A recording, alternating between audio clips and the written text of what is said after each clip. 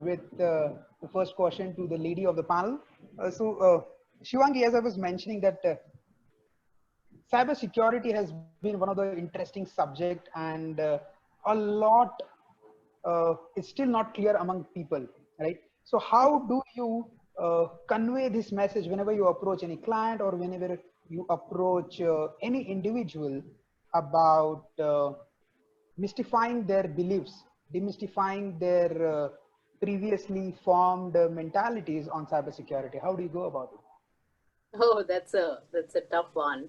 I've been in this industry for a fairly long time, and I've found that addressing cybersecurity sometimes is it's a bit like insurance. Sometimes you Mhm. need pushed over the edge by an external factor before you actually take it seriously, or of course if you have been hit yourself.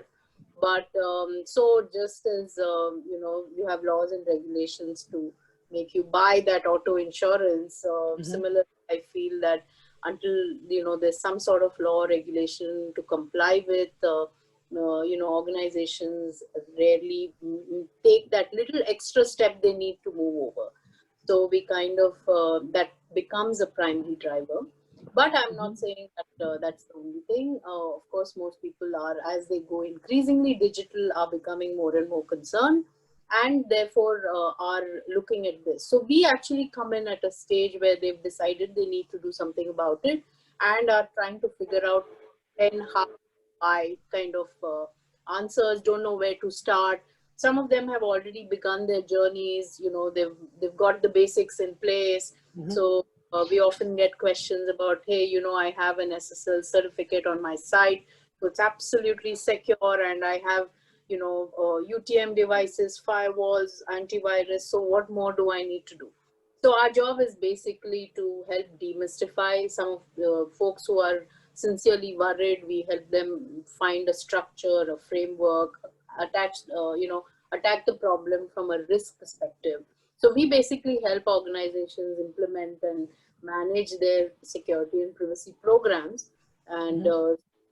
advise them where they need what kind of controls, what products to put in place, so on and so forth. So it's an interesting journey, but the moment you start linking the conversation to business and risk, most people understand it better. Wow, interesting. Excellent. Yes, so you mentioned a very correct point that even just having a SSL certificate on the website does not make that you are cyber proof, right? You never know what kind of different attacks people gonna do. People are gonna do a DDoS attack or any other attack, or even a phishing attack can happen through a form which is available on your SSL compliant website too. So yes,